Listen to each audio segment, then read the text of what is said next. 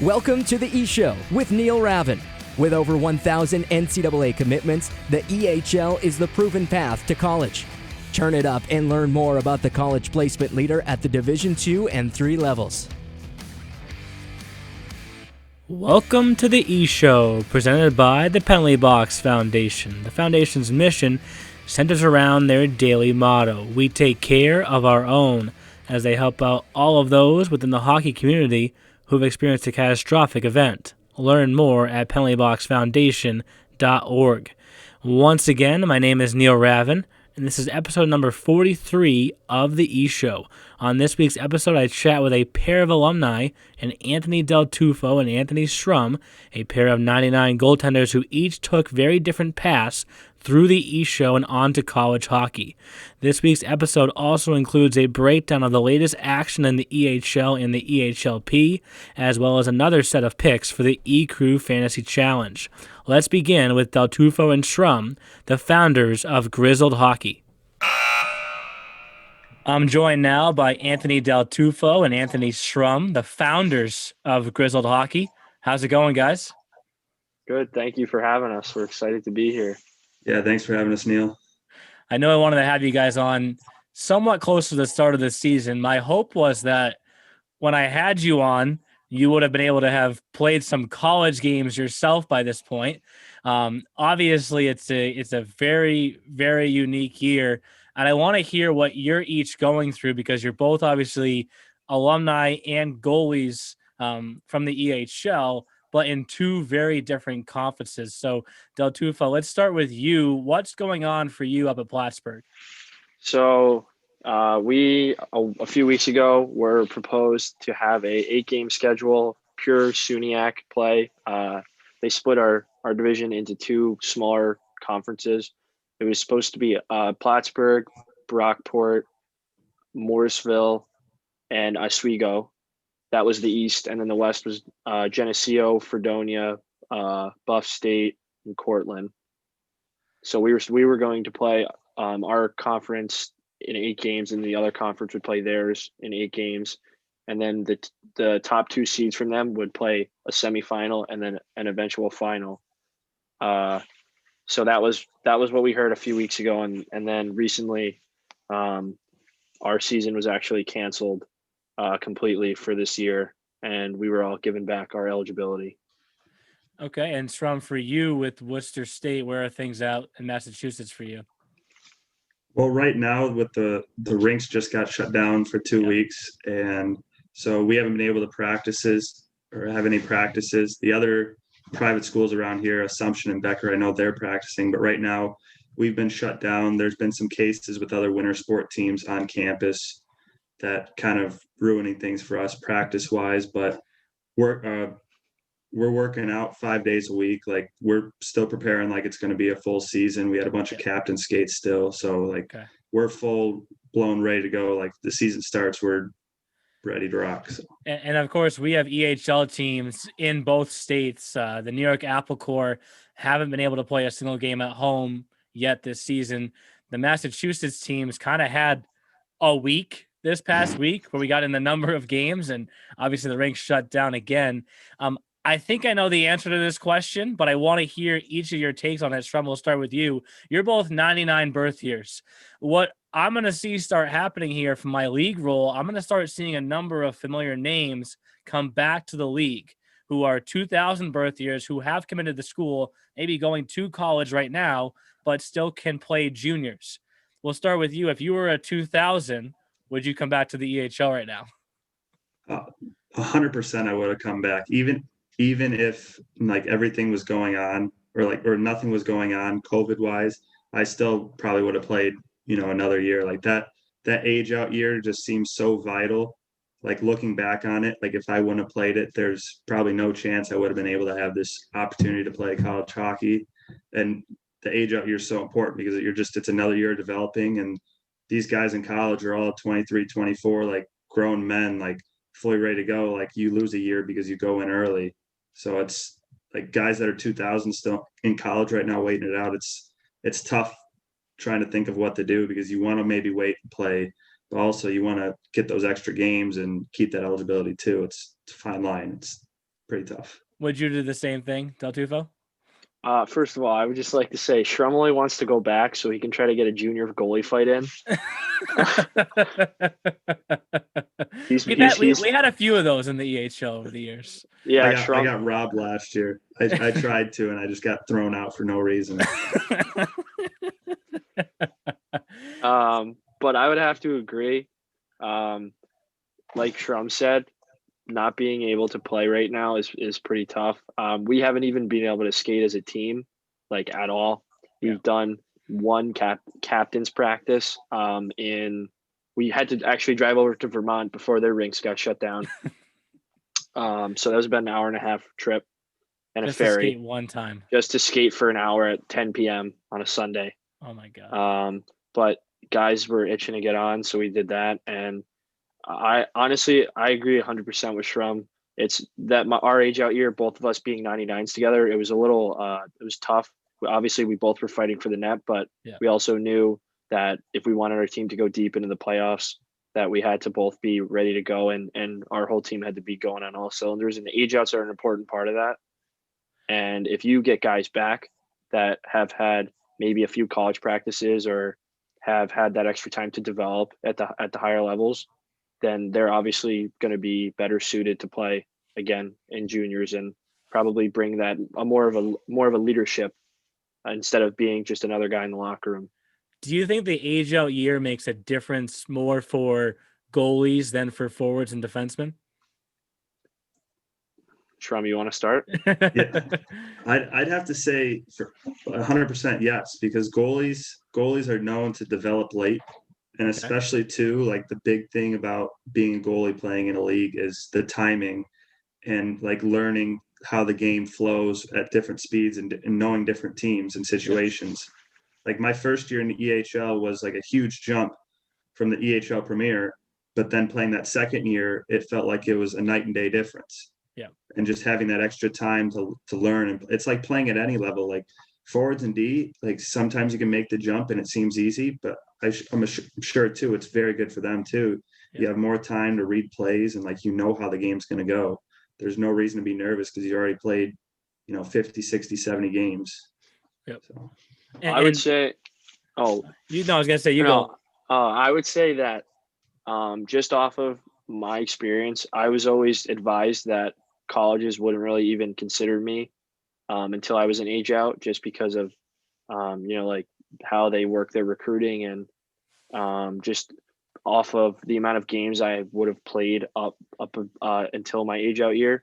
So I would say that it definitely plays a huge role. And also, again, like development, it's just an extra year to really figure out what you need to work on to get to the next level, what your strengths are, polish up some of your game, but also just to really, and Shrum can probably attest to this, just to really figure out, I guess, your role, like what your role would be at the next level too, because I know a lot of guys probably are a little shocked sometimes with roles that they'll play. And it's just something that you need to get used to, because at the college level, those coaches' jobs are putting food on their families' tables. It's not something that can be taken lightly. So they're always looking to put that best product on the ice. Yeah. And I bring that up because, this year in hockey in particular, anyone that's a 99 or a 2000 birth year is in a really weird spot, because like you just said earlier, with the Suniac canceling, and you don't even know if you're going to get a chance to play this season. But then for Shrum's point of view, where they haven't said that yet, it could be coming, it could not be coming. Would you feel more comfortable? We're looking ahead now 5 months, say the hockey season comes to an end, you guys don't get a chance to play your freshman year, say it works out like that, right? But you're 99s, you still have that college spot. Would you rather be in that spot or a 2000 playing juniors who's now trying to figure out if there even is a spot for them at the next level? I know it's kind of a tough question. I would say that I'd rather be at college, just because this year of not playing hockey, as much as it really stinks and it was very upsetting and a really hard pill to swallow, I got comfortable being back in the classroom, getting back into an academic routine, and just getting to know the program, what's needed, what's expected. That was a big one with workouts. We did work out a bit before this all kind of got shut down, but just that comfort level here, and getting to see what the goal, for me, getting to see what the goalies that are ahead of me are doing, getting to talk to upperclassmen, and again, like just that overall experience of being at college. And before I let you continue, Shrum, for the kids that are 2000s in our league right now, who are probably, stressed out beyond belief, for all of them, but I'm sure even the goalies even more, what do you tell those guys? Shrum. What I we'll let you lead this one off. Okay. Honestly, the big thing is that colleges aren't playing. So those coaches that normally have time where they're trying to game plan week by week, they got 2 matchups a weekend, they're traveling, they have all this time to recruit now. Yeah. And they have time to go watch, a random game at 12 o'clock on a Wednesday versus, or even weekend games, even the showcase games more often than the year before. So even though it may be more stressful because we may still have a year of eligibility. So those seniors may come back. It may cause a whole chain reaction of committing would be way harder, but you also have a better opportunity to get in front of coaches and communicate with them because they have way more free time. And there's 2 really key points that I want to touch on that you guys have brought up so far. First, academically, you guys are kind of getting yourself more accustomed to get back into the classroom. How would that work if you were, a student the first semester here, and then you went back to juniors the second semester? Would you still be able to take those online college classes, or how would that work? Would you just go back to being a full-time junior hockey player for the second half of the season? I mean, I would say just off of pure routine, I would continue to take classes and continue to build an academic resume, just because it makes things easier. Like this semester, I'm taking 16 credits, and then my spring semester, because we definitely will not be playing, I'm taking 18. So I'm trying to get my workload, the brunt of my workload done early, so I can focus on, field work when I'm an upperclassman, and really like hone down on also the hockey aspect of it. The big thing I'd see is the academic eligibility, because if you take classes first semester and then don't take classes the second semester, become a full-time student or a full-time junior hockey player, like I'm not sure how that would affect going into the fall then, because you then wouldn't be technically a student of the school. Yep. Because you'd take a whole semester off. So I have no idea what would happen there. So it'd be tough. You'd honestly have to take enough classes to be considered a full-time student, which would be 12 credits. So it'd be +2 with junior hockey. I mean, practice is normally, you're done by like 12 or 1 o'clock with most teams. So you have that time to take the classes. So I feel like it wouldn't be too hard. It's really so unique for every player. And I'm sure that you guys still talk with a number of players that you played with or that came back to the league. When you see a former teammate like Braden Patricia, who did commit to Fitchburg State, but still was able to have his junior eligibility this year, come back, and now maybe he commits somewhere else, but you see him having all this success in his final year. Does it make you jealous at all, or just, happy for him? I actually spoke to him yesterday. Him and I were just catching up, and I was saying that I was pretty, excited for him, that he's doing well. And, I was joking around after my season got canceled that I was going to give his coach a call and try to get back in the EHL for a little stint. But I am really happy for him. And I think that guys that came back that were committed, I hope that they have, a lot of success, and that obviously the guys that are coming back that committed are making the hockey better. So it's only good things that can happen if these guys start to come back. And another interesting thing that you guys brought up is you were 99 goalies together. I'm not sure what you guys have for senior goaltenders on your roster, but I was never a goalie, so I have no idea, the mental mindset that you have to go through. Obviously, I'm sure in the back of some of your minds are all these goalies going to return again next year? How how is it being a goalie? How do you find ways to, cheer for your fellow partner there, but no, at the same time, I don't want to say you want them to fail, but you want to get that spot back. How do you mentally, take that all in and make sure on the outside it looks positive for everybody else? Shrum, you can start this one. Well, I think the big thing is you just have to have a team first mindset. Like, Okay. obviously, if you want to be as successful as possible, and like there's some deep down part of you that wants the other guy to not maybe play as good because you want to play next game. But even if he doesn't play good and you get that opportunity to play the next game, your team still loses. Your team doesn't play as well. Like, if your team's having success, like the goalies will have success. Like last year, I think is a perfect example of it, because Del Tufo and I, even though we both were 99s and we both feel we could have been a starter playing 35 games each, we both played just a little under 20 games, and we both had great success, and it showed in the team success, and we were one of the best teams in the EHL for that reason. So I feel like if you focus on your game and you do your own thing and you just support the other guy, the cards will fall in the right place.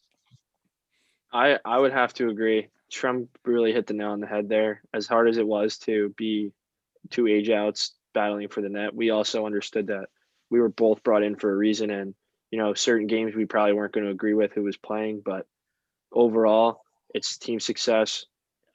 If the team's doing well, the goalies we're hoping we'll be doing well, and just everything, like there's good team chemistry and just an overall good attitude and culture that's going on throughout from the locker room down up to the coaches and for whoever else is around. And it worked out obviously for you. Oh, sorry, you go. Oh, so that's another thing too, is like with that situation, you just got to focus on what you can control. Just like with the 2000s trying to commit this year, or like the 99s who can't play because college may not happen. You just got to just make yourself better and focus on the things that are controllable, because the things you can't control, there's no point stressing out about them, because it just makes your game weaker, your mental mind weaker, and there's no point in worrying about that. That's the most important point right there. And, for you guys, it worked out. Obviously, you wish you had got a chance to play a playoff game this past year. That was kind of a very unique timing of the way everything went down, but you still both committed. And then we get into the off season and you guys come out with Grizzled Hockey. Either one of you can start this one. Who came up with the idea? When did the idea start? And how's it going so far? So the idea came up at the end of April. I was just sitting in my room, and I was going through some shirts of mine, and I found a shirt that I made back in high school. It was a goalie on the front, and it was just a printed shirt, super simple. And on the back, it said, "Make the crease great again." And it was just, I thought about it. I'm like, man, that'd be so awesome to sell shirts, like shirt designs like that. Yeah. And so I was thinking about it more, and I called Del Tufo that night, and I said, "Hey, what do you think of this idea? You think this could work?" And he's like, "Yeah, I think it's a good idea." That just kind of happened from there. Like, we just started literally sprinting right as we got off the phone, trying to figure things out. Like, there were so many things that we really should have done first before we actually started out, but it's kind of a learning curve throughout it. And actually, we just hit 6 months on the 20th of this month, so it's going really good, actually. Did you ever think it would get to this point? You can go to Tufo. I mean, we thought of doing it as just something fun, just to, everyone I feel like the hockey community, we all understand each other and we all have the same humor, relatively speaking. Yeah. So we thought we'd just try to make some stuff that would give people a good laugh and, make them look good, because good style is very important. We, at my stallmate, Jordan Squirrel, was a big style guy. So I learned from him pretty quickly that was important. So we just wanted to, do something to kind of give back to the hockey world, because it's given us a lot. And we didn't imagine it would come to this, but we're not foreign to working hard. So we've been putting in some good work for it. Well, I love it so far. I have my neck gaiter that I got from you guys with the EHL store.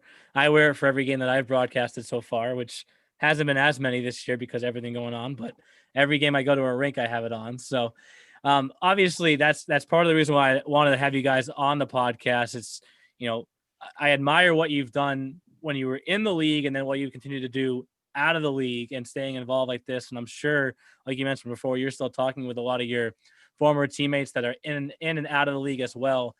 Over the summer, I had every team come on for a team of the week feature, and I wrapped up each interview with a unique question that I'm going to find a way to spin differently for you guys, because those interviews were all with the coaches, and for a number of them, they had multiple years of experience or multiple years of rosters to pick from. And I basically said, if you were in Providence, Frozen Finals, and the game was going to overtime, who is your lineup?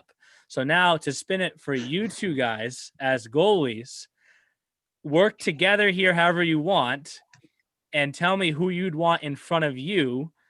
Try and use mostly EHL alums or current players if you can. And I need 3 forwards and 2 D. And the lineup that you want in front of you, it could be a defensive lineup because you don't want to get scored on. It could be an offensive lineup because you know that the puck's going to be down the other end of the ice. Who would those 3 forwards and 2 D be? Shrum, I got 2 already. Yeah, easily number 1 defenseman Nathan Wallerwitz, New York Apple Corps, hands down. Go to stay at home D, good hands. Gotta have him. Better. Hold. The best. That's not even his most important attribute. He's a great guy. He's a good locker room guy.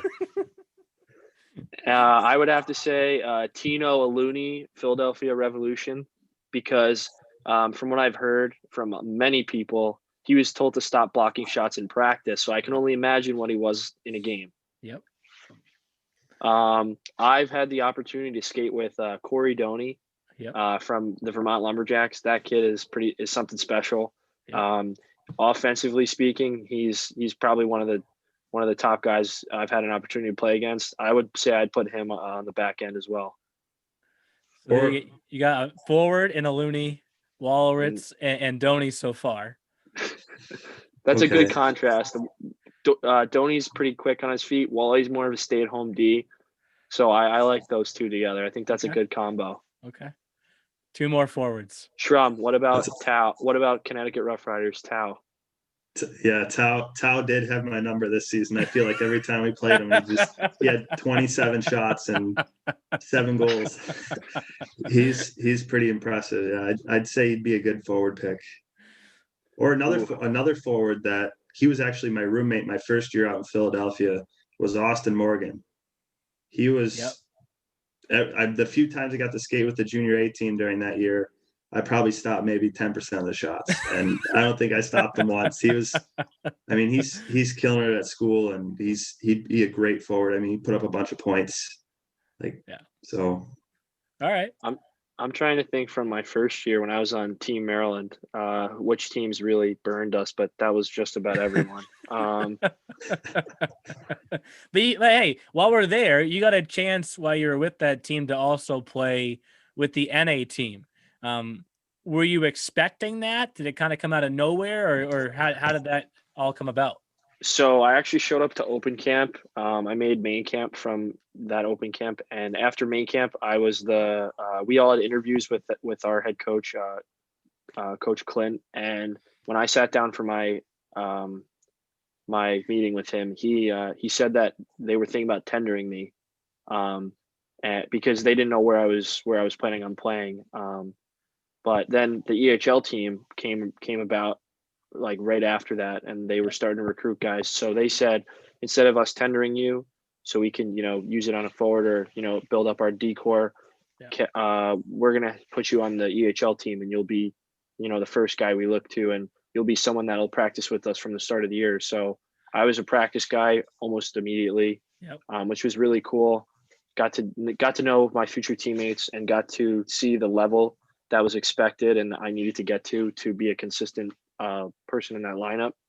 And they ended up having me emergency backup a game against Wilkes-Barre. The starting goalie got hurt, so I was backing up Kevin Lake, who's at Hamlin with my old roommate Taylor Corey, and we ended up losing. It was a tough game. He said he wasn't feeling great after the game, so he was expected to start the next game, and I got a call 2 hours before the game on my way there saying that I was starting the game, and that it was that we were all, the team was all like, knew everything, and I get to the rink and it's a specialty jersey night. So Is that what's they behind obviously, you right there? yeah, this is our military appreciation one. Yeah. And I ended up getting there, and they weren't able to order me one. So I was wearing the starting goalie's jersey, who was Oh, man. my longtime goalie partner, David Tomeo. So I was wearing a Tomeo jersey, and all the Wilkes-Barre guys knew him because he played for them the previous year. So they were all chirping me throughout the whole game, like, "You're not David. You're terrible." I'm like, "I'm just an EHL guy trying to log some minutes here. Leave me alone." So they would not stop the whole game. Yeah. But after that, I got sent back down, and then they were having some goalie problems again late December. Yeah. And I got called up again, and we ended up sweeping the Generals that weekend, and I started back-to-back games, and I just stuck in the lineup. Yeah, and like I was saying before, you guys have two very different paths. So before we wrap things up, Shrum, your story is totally different from Del Tufo's. For all the EHLP to EHL alums out there, how beneficial was it for you to climb the ladder just like that? My biggest thing is one of my teachers always told me this my senior year was just trust the process. Yep. And thinking about that all through like 3 years of juniors, I started out on EHL Premier as a third string goalie. I mean, I my first game I got pulled, and then I didn't play for 2 months, and all of a sudden then I'm the starter in the playoffs. Yeah. Like my second year for the junior A team, I was hoping to be a backup. GM Chris Canale at the time, he came in and basically told me that I was terrible and that I shouldn't even be on the team. And but I was such a good kid, and I played on the team the year before. He likes the commitment, so he's just gonna say, just trust the process, just get better. And then eventually it worked out to where it is now. So it's just it's a lot of mental toughness and just trusting that it's there for a reason. Like the coaches know what they're doing, and even though it may not seem like it, it's happening for a reason. Yeah. Well, I really appreciate you guys coming on. We're going to get a lot more alumni on this season, but you're the first two to come on the podcast officially ever. I wanted to tie it in, of course, with Grizzled for those at home that want to buy either some Grizzled gear or some EHL gear through the shop. I have a bunch of things I know I just got recently. It's all good stuff. And I hope for both of you, even especially for you, Del Tufo, maybe things change here and you're both able to play here this freshman season. If not, though, I know you're going to take the best. You're going to make the best of the situation, right? You're gonna enjoy the academics. You're gonna use that year of eligibility, and you're just gonna kind of embrace it for what it is. And that's kind of the big message that I want all of the fans listening at home to realize is, trust the process. If it means a year off from hockey, it means a year off from hockey, but you're still gonna have 4 more after that. So thanks again for coming on, guys. I really, really appreciate it. Another thing too, I just thought of one more forward from your question. I was thinking about that the whole time. A guy I could not forget, Anthony Bench, captain this year. That kid would run through a brick wall. He got caught strangling a kid in Vermont. Yeah, I mean, he'll do anything it takes to win, and that's a kid we'd need on the team. So can I tweet this lineup out, or are you guys going to get too many chirps because of it? Oh, go for it. Yeah, for sure. Okay. Absolutely. That's a good lineup. I'd trust it. Okay. I hope you're ready if any former teammates come after you for that one. The warning has been sent, we'll say. I already know I'm going to hear it from one of my teammates up at Plattsburgh. Dahl, I'm sure, is going to be in my ear, but that's okay. All right. Well, thanks again, guys. I really appreciate you coming on the podcast. Thank you very much. Yeah, thank you. Appreciate it. Thanks again to Anthony Del Tufo and Anthony Shrum for coming on the podcast. The first time we've ever had a pair of alumni come on the podcast like that. Of course, they launched the Grizzled shop that we partnered with this offseason as well. I got the neck gaiter through them, a bunch of other EHL stuff as well. So make sure you check out their shop for either your EHL or Grizzled gear. I know Britt has a pink Grizzled sweatshirt herself. So with that, though, let's bring in the E crew and break down another pretty unique week, I guess we could say, in the EHL. What do you guys think? It was a jam-packed week, Neil. I mean, there's a lot of games going on. Again, that's another great sign. 2 thumbs up. I know we are not using video just yet, but 2 thumbs up for that, because this week was loaded with games since we all last met and did our podcast. The Express starting to go on a little bit of a streak. The Rangers are going on a streak, and the Railers starting to play some more games. So seeing a lot of shuffling around the standings, which I'm sure we're going to get to all of that. And yeah, just all around, just a very busy week in the league. And I was told to make sure that I introduce you guys in particular this week. I know who you are, but I need to reintroduce who all of you are to the fans at home. Of course, Jeff, who just spoke first there, calls a number of games in the league. When we can have our finals, Jeff does the color and the PA announcing for me when we're in Providence. Those are always fun when we have a lot of things happen at once and we're trying to figure out what to do. We've been doing that for a few years now. Yep. Yes. But next I'll bring in Britt, who I already mentioned once for having the Grizzled sweatshirt, but you've never worn it once on this podcast for some reason. Our ringside reporter for the year. What were you going to say? They're going to come at my throat for that one. This would be the perfect episode to do it for. Britt, you got a handy in your apartment? Go get it. I think it's sitting in my dryer clean. With the rest of the clean clothes, they're just sitting in the dryer. I think maybe next week, or you should go get it now. I don't know. Well, I mean, let's put it this way, Jeff. The clean clothes that are in the dryer will be in the dryer still next week, so we'll just get it next week. Yeah, Brittany moved into the apartment. How do you like a new apartment, Britt?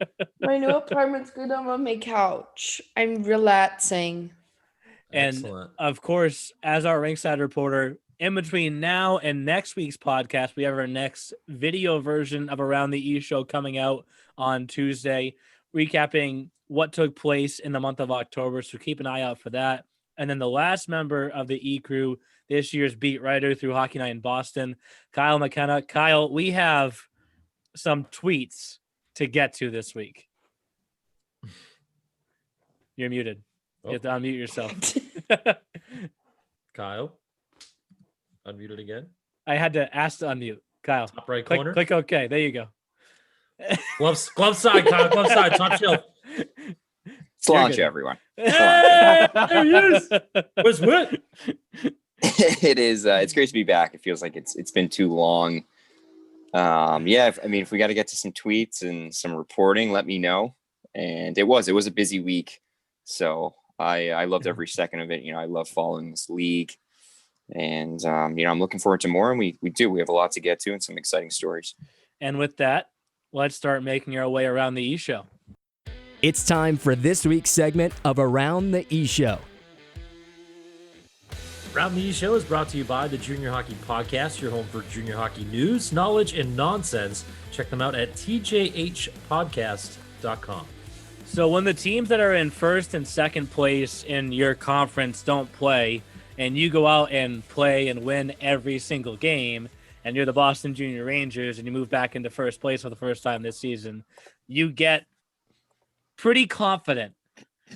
Confident so much that you feel the need to tweet out this minutes before the E crew comes to record the podcast. Did you just see that? I haven't been on Twitter. Did you just see that tweet?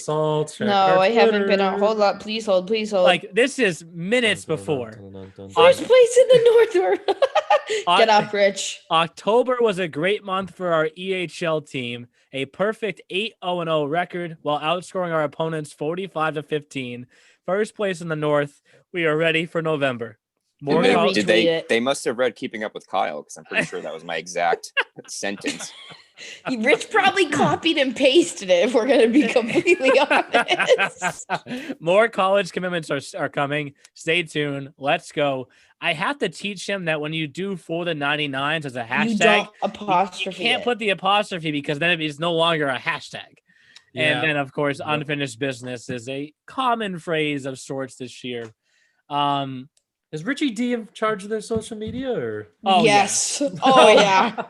I mean, we have to have a long conversation about how for like half of his tweets, he has the patience to go find a picture, and the other half, it's just gifs of Dragon Ball Z. Like, Rich, dude, this man, look, here's one right here. Yeah, I just saw that Dragon Ball Z.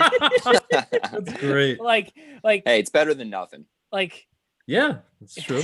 He's creating content. It is awesome. Like, and then he uses that gif all the time. But a new term / word that we created on this podcast last week, the Boston Junior Rangers through 9 games are a C wagon so far. Robbie C Seawagon. or a Robbie Seawagon. You know, Like, I Robbie- don't know if I don't know if they would appreciate the fact that we're talking about BJR and using Robbie Seawagon.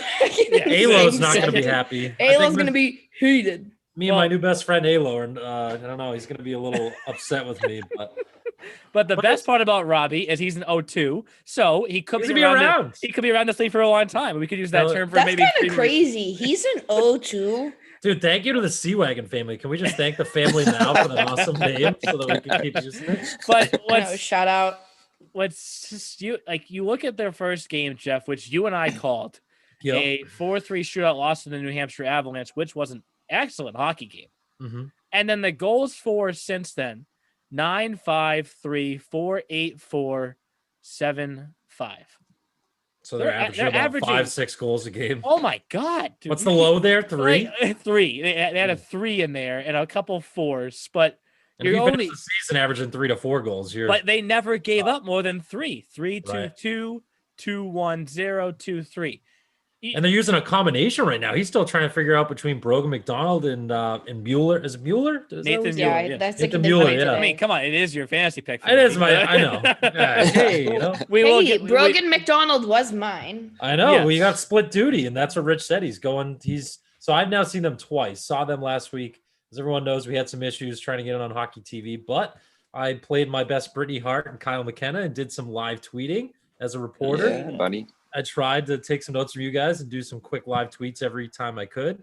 And that was a It's heck not of a easy. game against the Seahawks. That was a heck of a game. Bill Zanaboni had them on their heels for a little bit, and then Rich's depth just took over the speed, the relentless If scoring. BJR played this week, my fantasy picks would have been way different. I'm just saying.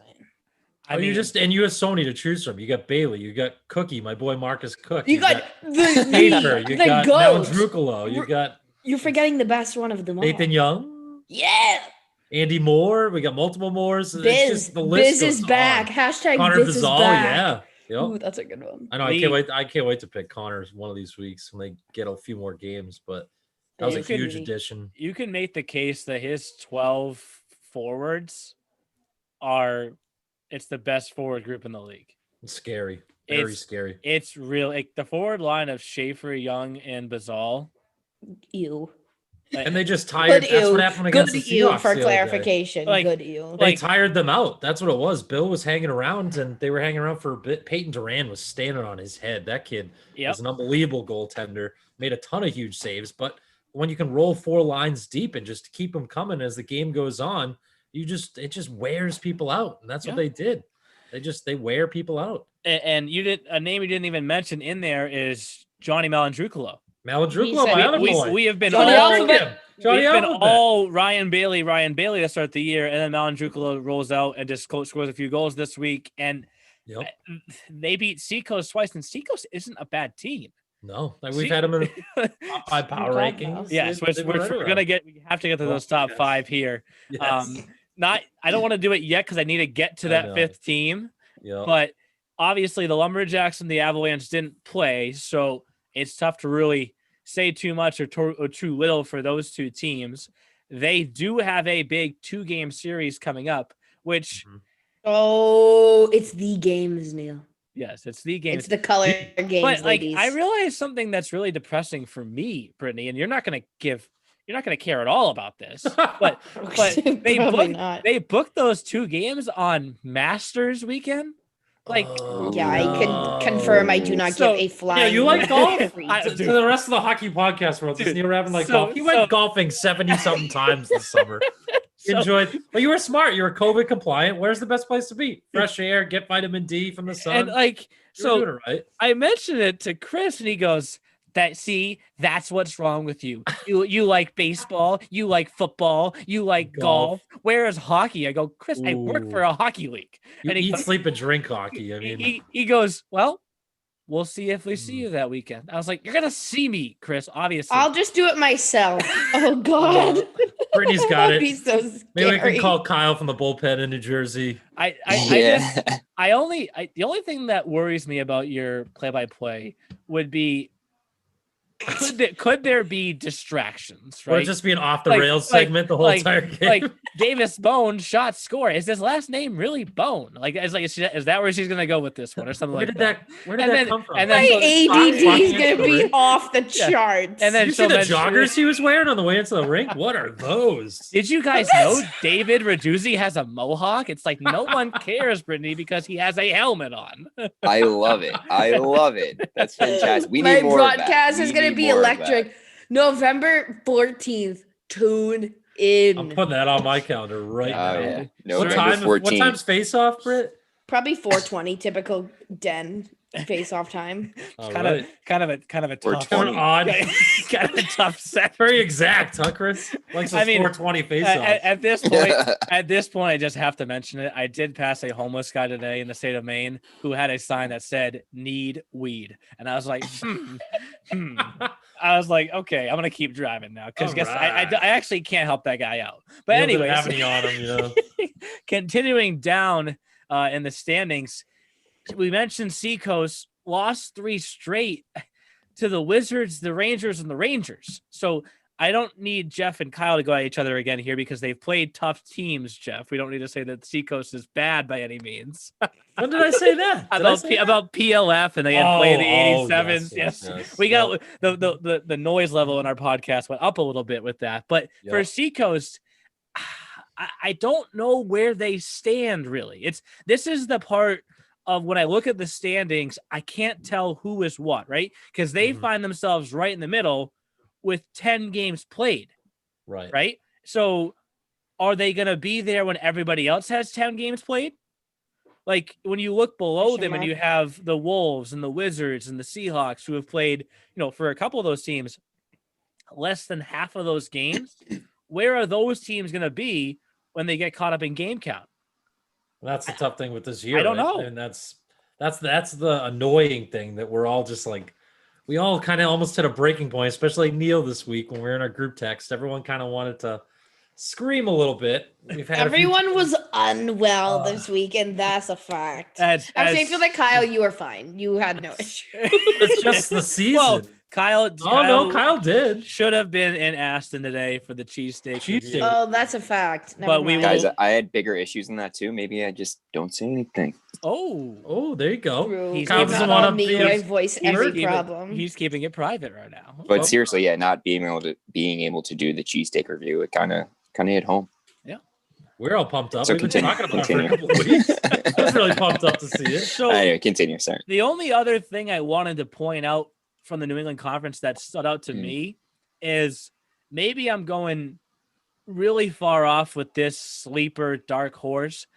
I don't want to say Walpole. You going choo-choos? No, because Cody and I are golfing tomorrow. But but Worcester, and I know they're 2-4-0 and they're under 500, but that game against the Wizards, like they were 4 for 7 on the power play. Like that's Sean Bertoni has the peep going. That's deadly. And that just made me think of what did the Warriors call when they scored after power plays last year? PP. Gap. A gap.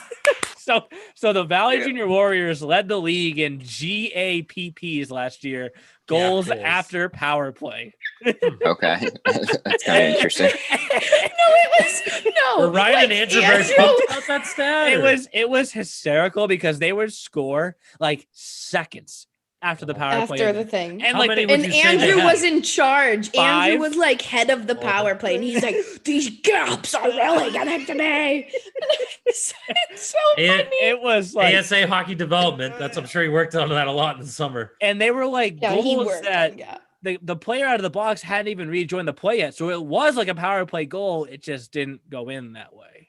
See, oh my gosh. Wait, I actually FaceTimed them the other day and it was comedy. They're like, we're in the middle of a meeting. What? And I was like, Shut up. You love when I call you people. I Wait, don't want to hear usually- that. Shut up. Usually when Andrew's coaching gap control, that's with defensemen, right? Not the gap power. So now they can be like, wait, coach, are we talking about gap control for D or are we talking gap goals? I'm confused. I don't know. What's going on? What do we do? Help. So, I mean, a lot to watch, though, in that conference. I mean, that's a team where I kind of feel bad in a way. For some reason, they beat the Avalanche, and then they go on a little bit of a tailspin here. But they've been, if you look at their games, yes, they're on a 6-game losing streak, but for the first 4 of them, they were winning in those hockey games. It just shows you the word that we used this past week, which, by the way, guys, I went back and listened to our podcast from this past week, and we spelled parody wrong on the podcast. We I spelled know. But listen, I didn't know there was 2 different words. We spelled parody. Parity and parody. Yes, I we didn't spelled know it there like were 2 different words. Wait, also live text from Andrew Koppelitz. I texted them in a group chat. I go, talking about gaps in the podcast right now. Andrew goes, this is all separate text messages, by the way. I know all about that. Love a good gap. There should be a legit stat, maybe within 5 to 10 seconds. We'll have him submit that rule or stat, whatever, to Could be a new fantasy to stat Toronto. for us. So Gap goal. There you go, Jeff. But Jeff, you mentioned it there before. Walpole. What's just so strange is how do you lose 9-3 to the Rangers, come back, shut out the Lumberjacks the next day, and now all of a sudden you're on a 4-game winning streak. And Wait, who? Walpole. Oh, to train. And the red train, and I just talked about blue train. So we were crossing off each color of the train. Did you give us credit? Trains is If everywhere. not, we will pursue charges. Oh my God. Oh.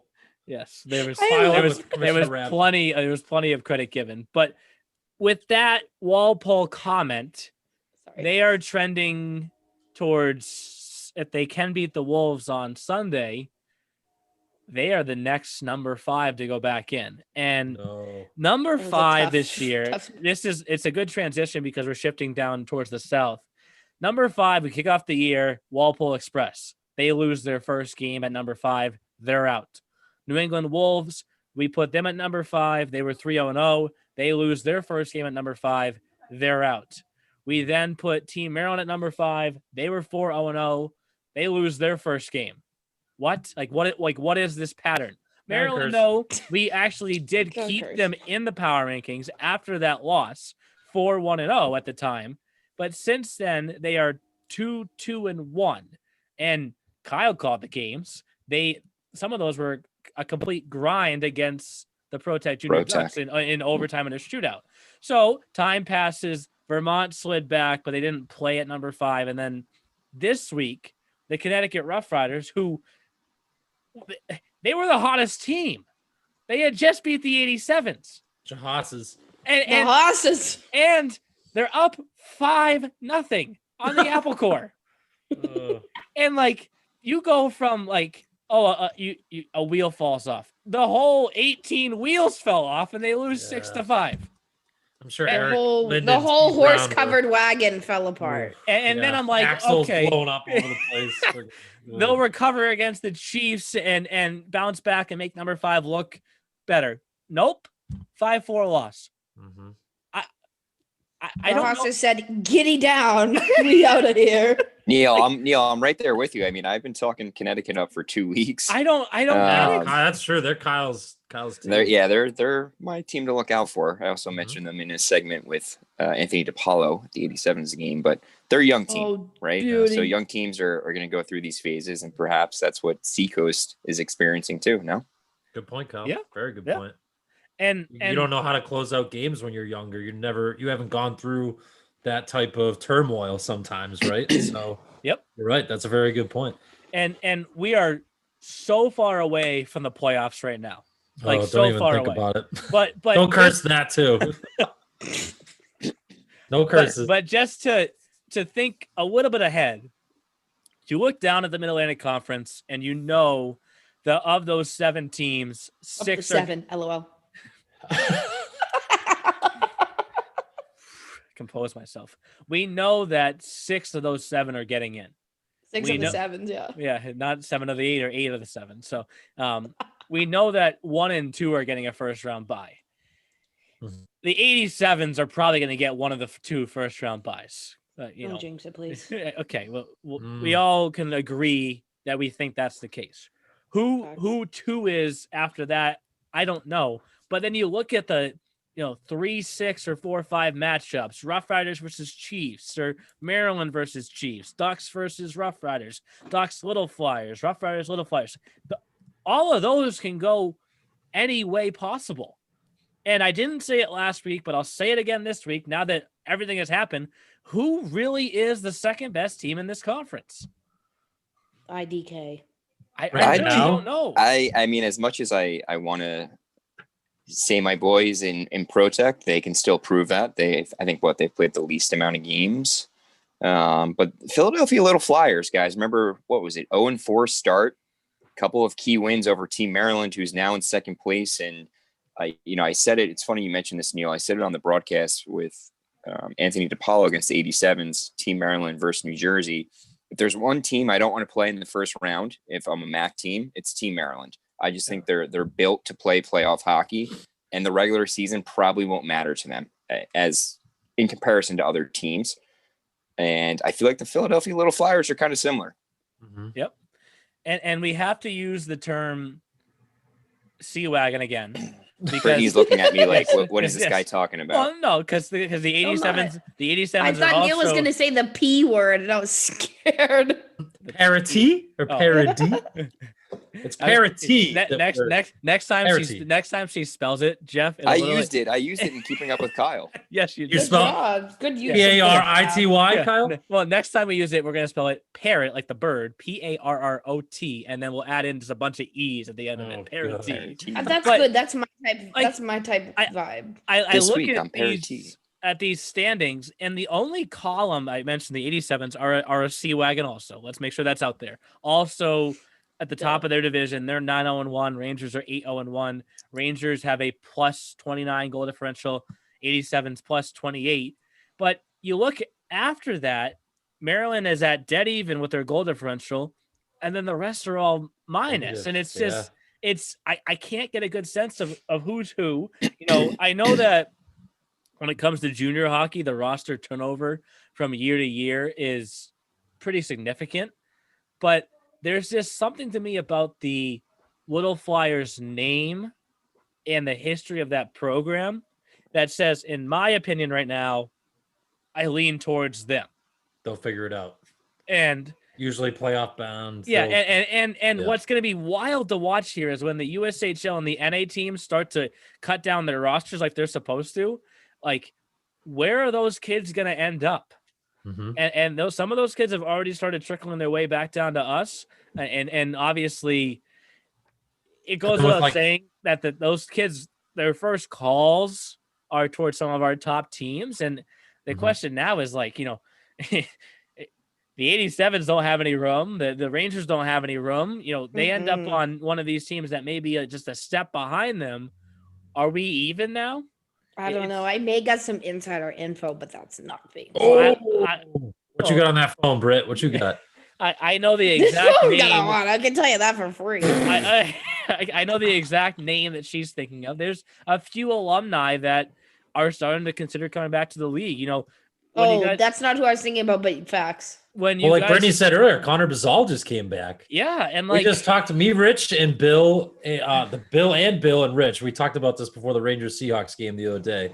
Bill left, the Seahawks owner, Bill Zanimoni head coach. Bill Collette, beauty, awesome guy. Got to stand next to him during the game. Did my live tweets. Really got to sit, and I've seen him a bunch of times. But we've never gotten to talk, so that was cool. Dude, but we talked about that. With the NESCAC canceling and certain leagues that are now just canceling their winter sports seasons, we're like, this is going to be like a free agent pool for you guys. And they were like, yeah. And that's when Rich was like, Connor Bazal's coming back tomorrow. He was coming back the next day after I was there. He's like, Busy's already coming back. I was like, oh, all and right. when you guys go listen to my conversation with Tufo and Shrum, who are both 99s, they both adamantly said if they had the chance to come back this year, which they can't as 99s, if they were 2000s, they'd be all in. Yeah. And it's they love the league. They know the league, and the league knows them. Well, it's a perfect match. It's a perfect fit. And there are some names of kids that committed this past year that can come back. you just mentioned Neskek.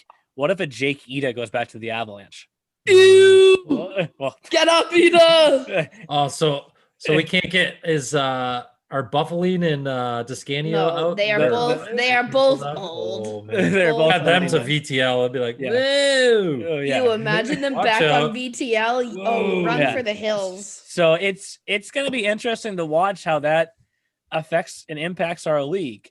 The other thing of note that I wanted to bring up, and especially with the EHL, because I'm really in the time hop, obviously, as you guys can now tell. I look at it every single day, and the past 3 days have just been like a dagger to the heart with like a twist in each direction. This time last year, we had just beat Salem State 5-1. Oh, my And- Snapchat memories are popping off. Like they're insane. yeah. Picture of all you guys on Like- the ice. Yeah, that was. And like, That was oh cool. my GTs. God, there's unfortunately for those fans listening at home, there's just no way we can play a college team this year because They're still all getting started yet. yeah, They're and still- like they're the still figuring it last out. thing that it's gonna the last domino to fall will be universities saying, "Oh yeah, come on in. You've been playing as your league, traveling all amongst the footprint for how long? Come right into our school, doors open and everything." So we'll get back to that next season, hopefully. But like, I look back at that and I'm like, oh my God, this is so depressing because it was such And just remember awesome Salem week. State's popping from Halloween too. Yes. It's popping off. Oh Yes. God. Now it's like I was driving on the highway the other day and it's like all Halloween I events saw that closed. in Salem.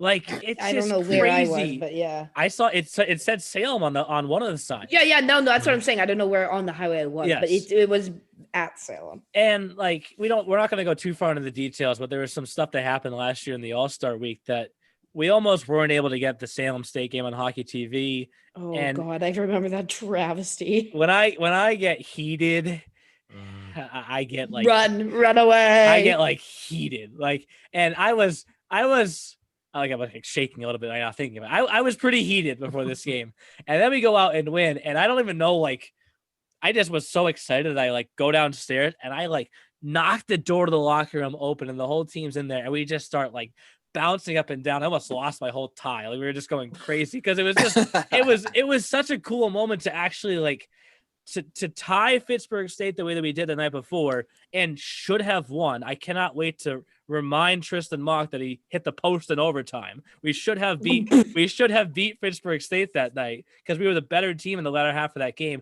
And then to come back and beat Salem the next day, I was like, yes, we did it. Now, the following day, UMass Boston was a different story. That was their first game out of after losing at home in the NCAA tournament the year before, so they kind of took it to us for the first 20 minutes when they were up 6-0. Neil, they are a sea wagon of Yes, Division They are III a hockey. sea wagon. They are big. Peter Belisle. Oh, and congrats to actually good time bringing that in too. I just saw that Pete and his coaching staff are getting welcomed back in the middle of November. Yep. Oh my It's gosh, fine. what a Awesome. beauty. I But love The people. Beacons are coming back, baby. The funniest picture of that whole weekend, because we tied Pittsburgh, beat Salem. Obviously, we did not come back after being down 6-0 against UMass Boston. But there was a picture in the first period of Tim DeBoard, and I'm sure he'll admit to it, Roll sevens. got laid out. Mm. And like he Welcome to is the like big leagues. I'm gonna ask for that picture. he is like horizontal in the picture. Ugh. And Justin, God bless his soul, our graphic designer, asked the Hicklings if they could try and get the pictures to look like we're not getting crushed so hard. They responded. Oh my God. They responded with, That's what it is. "We can't really control the outcome of the hockey game." And I was like, "This is just a little bit too much." But Yeah, what are they it gonna do? was Go like- alter the images on their computers? it's just like take the guy's feet and put him back on the ground. Right? Jeff, It's like, You got. I'll send Oh. you this picture after the podcast. I'm so Yeah, Yeah, sad. it needs to be So put in the sad. group chat. It popped up on my time hop. Please do. And I was like, you look at the picture and you're like, oh my God, ow. I can like feel that hit through the picture. That's but- when college meets Oh. juniors, man. See, I that's- took advantage and I counted how many games we had up until this point last year. And we were obviously at a higher number, 126, compared to now 74 in the EHL. And I look at that, and maybe this is the eternal optimist in me, but we've actually finished 74 games. That's a good. I thought that's a lot higher than I thought. When you just said that, I was thinking like 40s, 50s. Like, here we go, folks. Here we go. Like, cheers to that. Like, Woo! it's been tough. Don't get me wrong. We had 17 games, and I think in less than 7 days at one point this season. That's a lot of games. Up. You mentioned it. There was one day that you said we had 4 or 5, and it's like, last week we have 4 games. Like, let's go. Like, but we're moving forward still. Like, the step that we are taking towards that finish line, it may not be, a step. It's like this, but we're still getting there. And we're still ahead of other leagues too. We're still ahead of other competitive competitive leagues. Yes. Other neighboring partners. They've That's had the point. same issues. They've had teams shut down for weeks at a time, month at a time, and my apologies. It's what's happening. Siri, hello. Siri, Siri, we didn't ask you to join this podcast. What are you doing? My apologies. My apologies. Yeah, it is your apologies. Wait, you of yours is a British broad too? I don't know. It just did it. Okay, like, easy now. But that's the EHL. Obviously, it's kind of similar with the EHLP. I had a hysterical moment today. I went up and I saw the Maine Eclipse face the Walpole Express. Had to check in on my fantasy forward. We will get to that, Zach Simon. But when I walk into the Eclipse office, I had to give Eric Michaud a little bit of a joke, because the Maine Eclipse at the EHLP level go out and they beat the Rangers in a shootout, 1-0. And since then I've lost to the Rangers 9-2 and 6-0. So I walk and I go, Eric, first year in the league, don't take this the wrong way, but you really pissed off the Boston Junior Rangers. And he just started laughing. So thank God he took that the right way. But it that division, we were just kind of talking playoffs to say, no, it's really, really far away. But in the EHLP, everybody makes it, right? And in each division, you got 4 teams. 1 faces 4, 2 faces 3. Winners face off. 3 teams go to Providence or go to our finals, wherever they're going to be able to be held in March. You look at those matchups, those are not, chalk it up to them. Yeah, there's probably a favorite here or there, but like, you look at that Central Division, for example, right? Railers, who are in quote unquote 4th place, have beat the teams that are in 1st and 2nd place already. 2-2, 500 record. Yeah, they have a win against the Rangers, a win against the Express. You go down to the South Division, and we may say the 87s and Little Flyers are the favorites, if you will, to face off. In that one, the Chiefs and Renegades aren't going away. Everybody has 4 wins. And then you go up top, and I know Brittany will remember this series from last year because she made a graphic for it. Vermont and the Wolves was an excellent playoff series last year at the EHLP level. Them so bad. Yes, it's a gigantic Good job, curse. Brittany. But at the EHLP level, sad. we're so far away from the playoffs. I get it. Don't get me wrong. But the same parity is like really consistent in this league. It's right there. Mm-hmm. So it's nice having 4 teams in each of those divisions too. It just kind of tightens things up. You get a little bit more of the rivalries, and you see teams more often. So I think that's why the parity's there, because they're used to seeing each other more often. Whereas with the EHL, the North and South, we have a lot more teams and everything's kind of spread out, so they don't see each other as much. Yes. My favorite line of the week, though, from the 87s, Kyle could have maybe used this on his tweet, which I guess we'll get to your tweets at the end of the EHLP section. But the 87 said to me, "It's so easy to figure out how to beat our P team." I go, "How do you beat your P team?" Don't let the line of number 45, 42, 41 score. Dude, that has to be aligned with Ivan Borisov. Yes. Wait, sorry, I'm a little lost. What? Say this again. The 87s at the EHLP level said it's so easy to beat us at this level. Just don't let that line score. It's like, okay. So who's on that line? It's Ivan who? Luke Satowski? It is it's Ivan somebody and somebody. Brock Forrest and Michael Lorico. But there Oh, was, sure. I bring it up because I got this stat change email and it was like goal 1, 41, 42, 45. Goal 2, 42, 45, 41. Goal 3, 45, 42. I'm like, Jesus. All those numbers you were thinking of. I'm like, oh my God, my head is spinning. I can't, just tell me one guy scored them all that we can kind of go down easier. But it's a very unique division. Borisov is getting a lot of attention in that division as well. I think he's honestly like 145 pounds, right, Brittany? Dude, Like- literally, I literally call him. We had Baby Reba, but I call him Baby Ivan. Oh like my Baby God. Ivan. Baby How Ivan. about baby Leva, Michael Leva? That was the one Yeah. that Justin brought That's up. Justin said, yeah. Like you can't Baby really Weaver say replaces Baby Reba. you can't really say baby when you're a 2000 and you're turning 21 years old at some point. But Right. Ivan is literally Yeah. like an 03. Like that kid's an actual fetus. yes. Okay. The fetus. We'll go all the way there with that. Oh, For boy. the And play-by-play. Yes. Yeah. Wait, Neil, it's a perfect time for our off the rail segment. Well, the uncensored segment, Jeff, bring on Bill Collette. You mentioned him, right? He would be great for the Collette's awesome. uncensored segment. of the Bill podcast. Collette, I would scream. I would Beep, pee my pants. beep, beep, beep. Okay, Bill, you can't say any of those words on the podcast. But with Bill's that, great.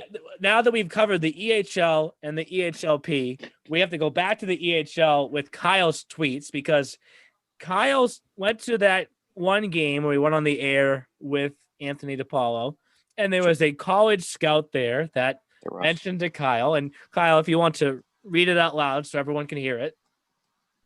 The tweet, or what do you know? Our conversation. The quote.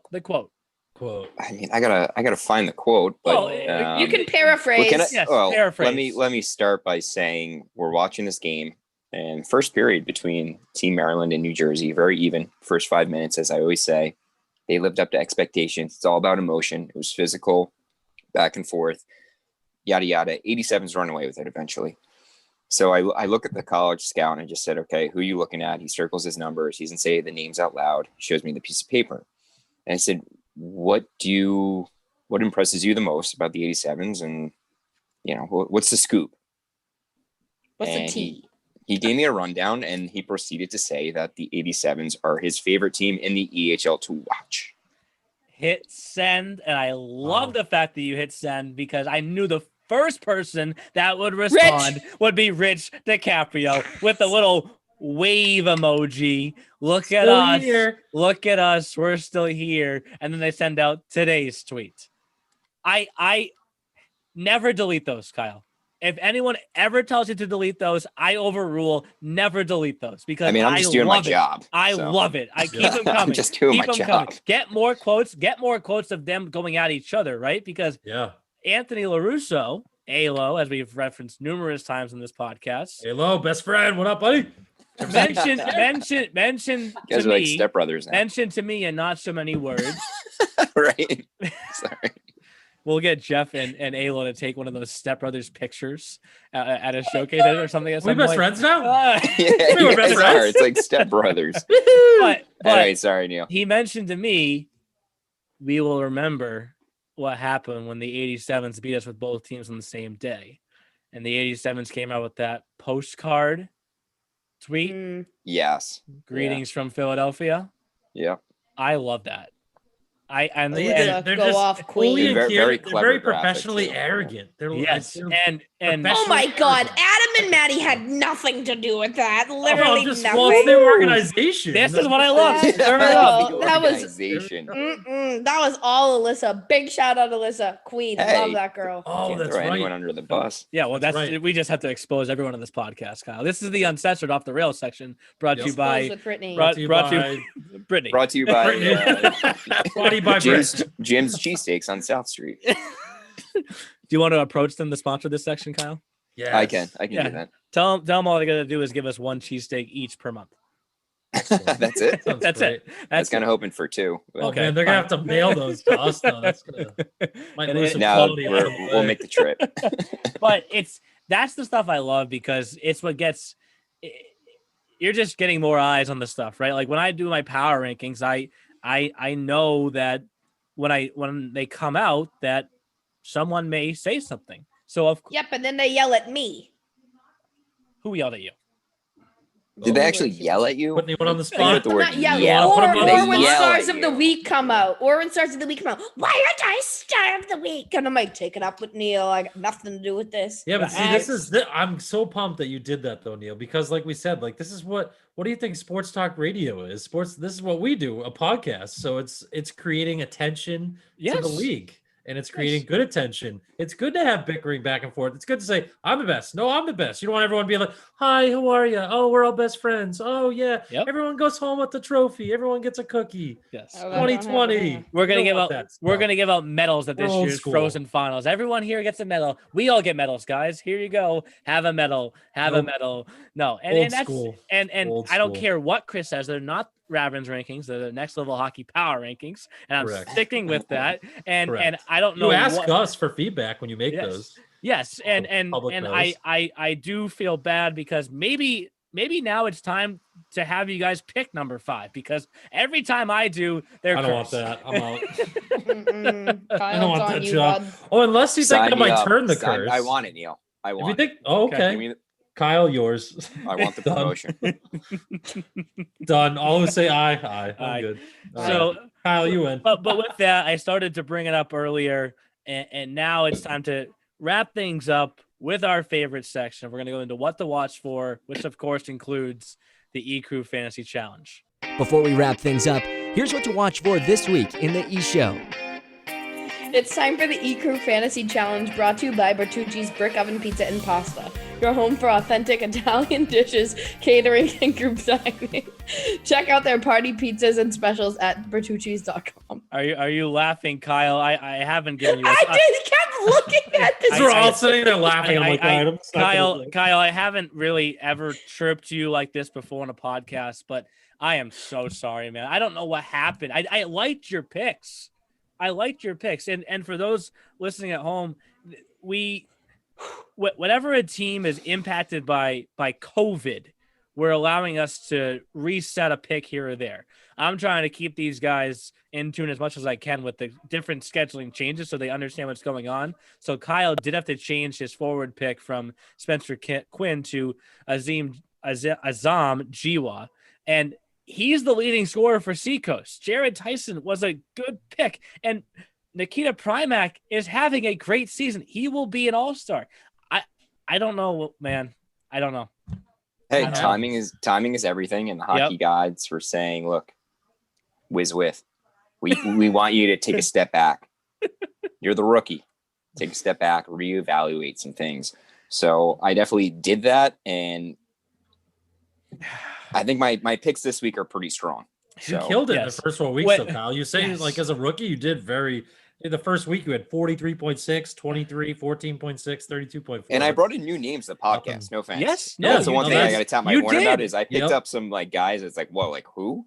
Yes. And Mhm. we And made some still. I names out love of it. that. Yep, And I love that's that. awesome. And when the graphic comes out and myself, Jeff, and Brittany are all hovering around 34 or 32, and you're at 8 for this past week, I hope that no one says anything. I hope it just kind of slides by. But fair warning with this league, they don't miss anything.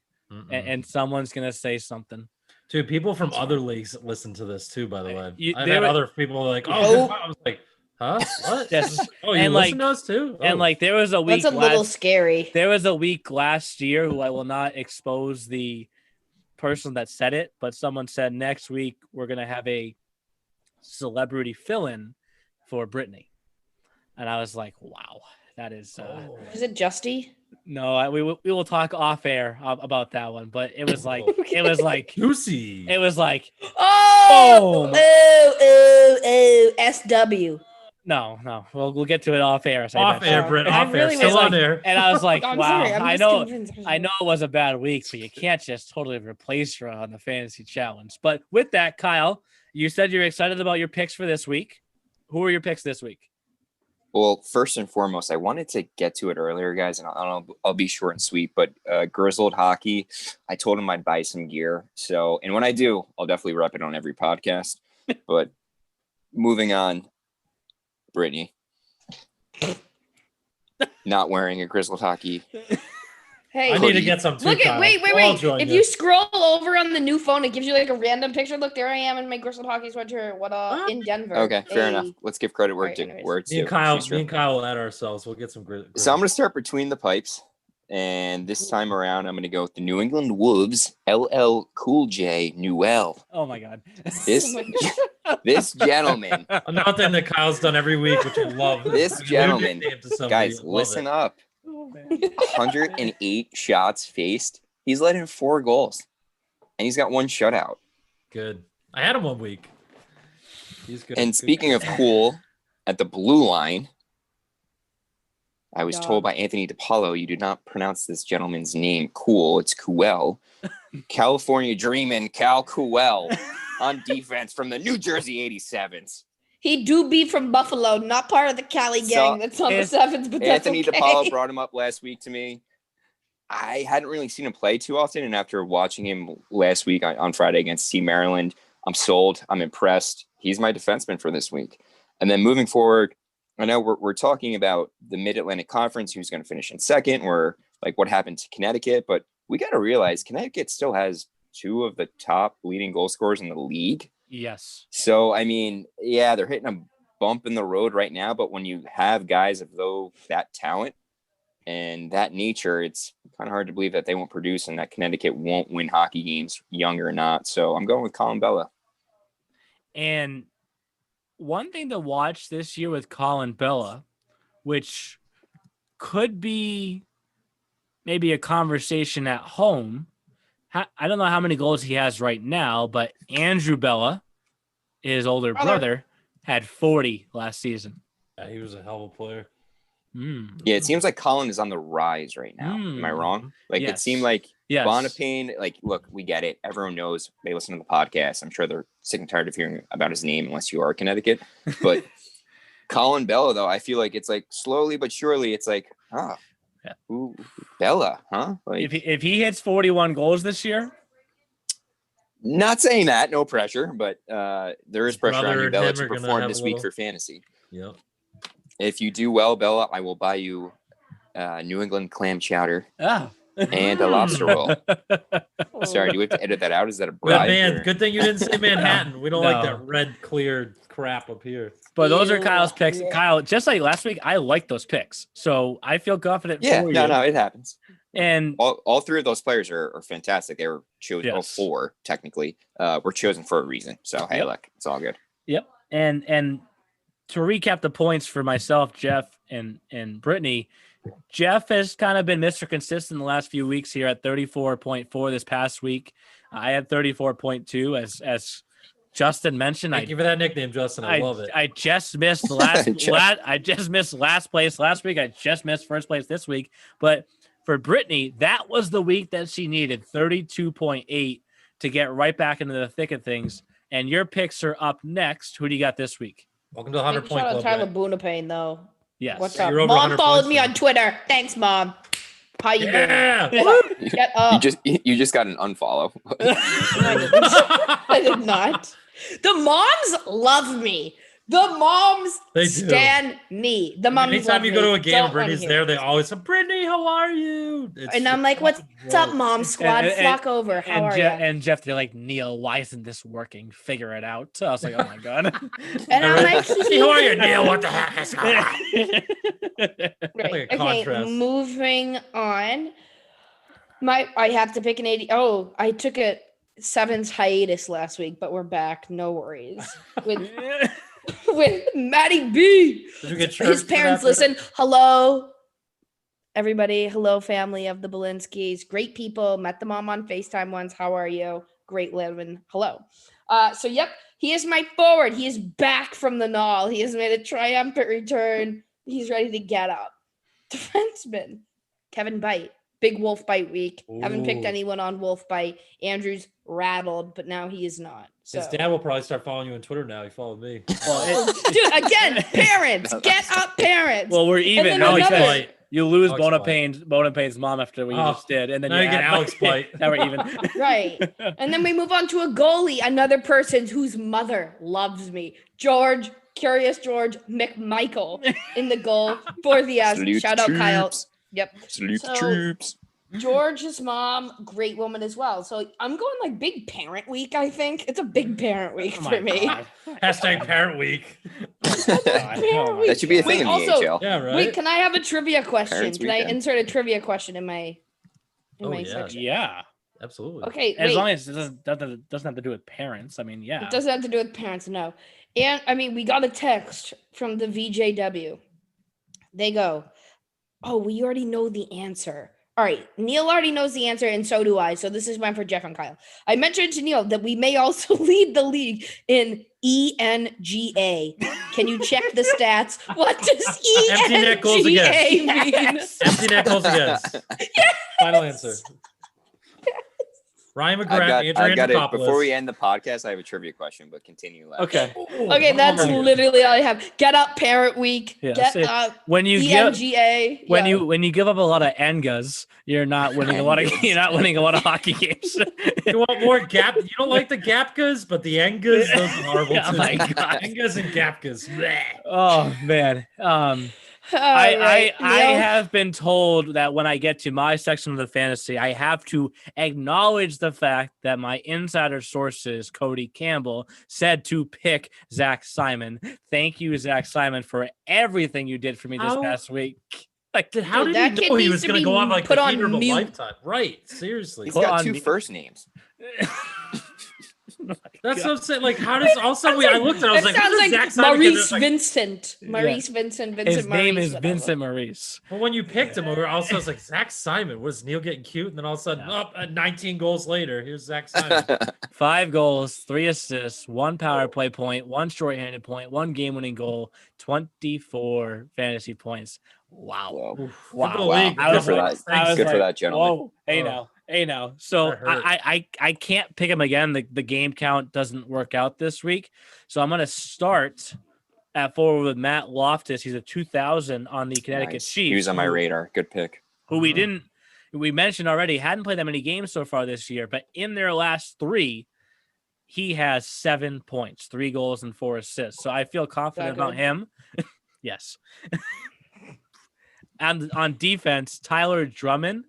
It's kind of a name that you may not know too much, but I've seen the Railers a few times. I mentioned them as my sleeper, which means I probably just cursed them. But I feel confident. I feel confident in Tyler Drummond on the blue line this week for the Railers. Sorry, I Odessa family. I know they kick off their game action this week against the Seacoast Spartans on Friday, which kind of makes my goalie pick tough because if Drummond does score on Rhett Weselick, I'm taking points away from myself. So let's do this.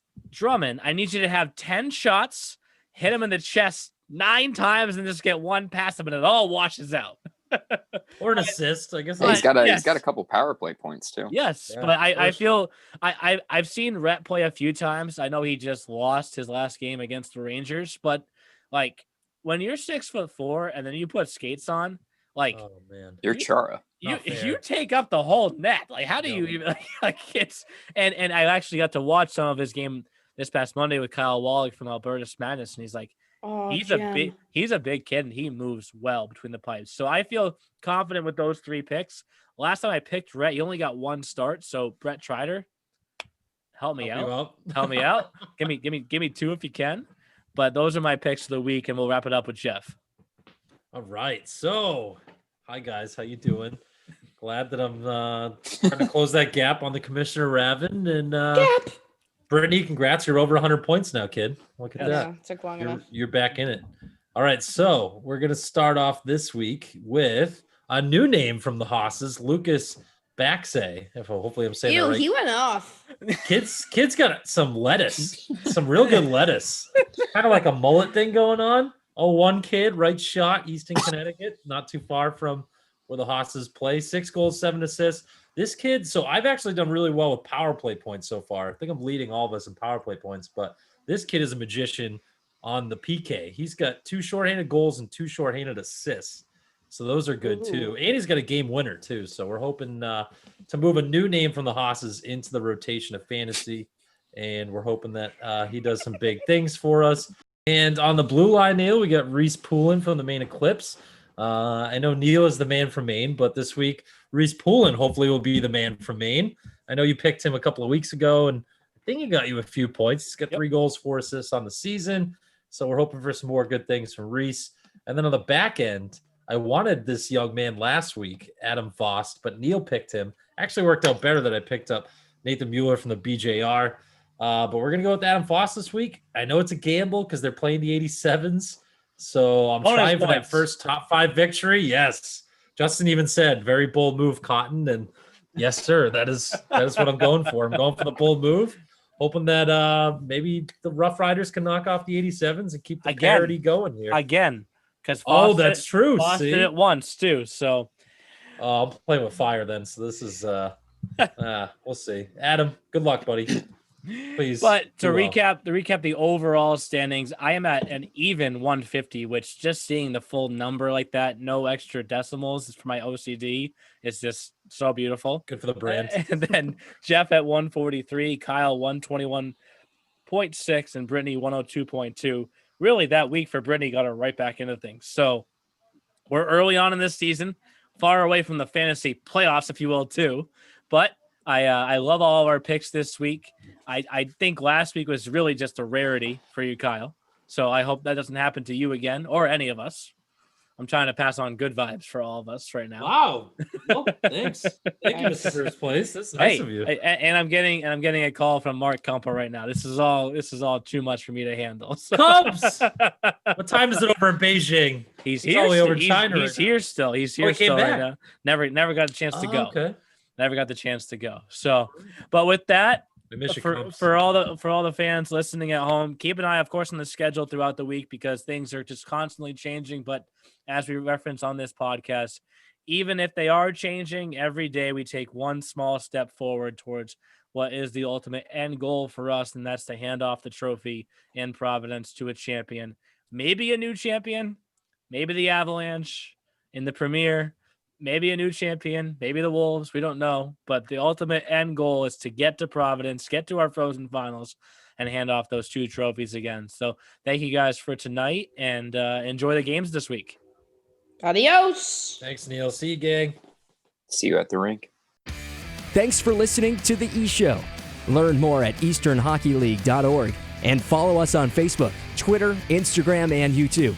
Also, be sure to subscribe and get notified when next week's podcast is released.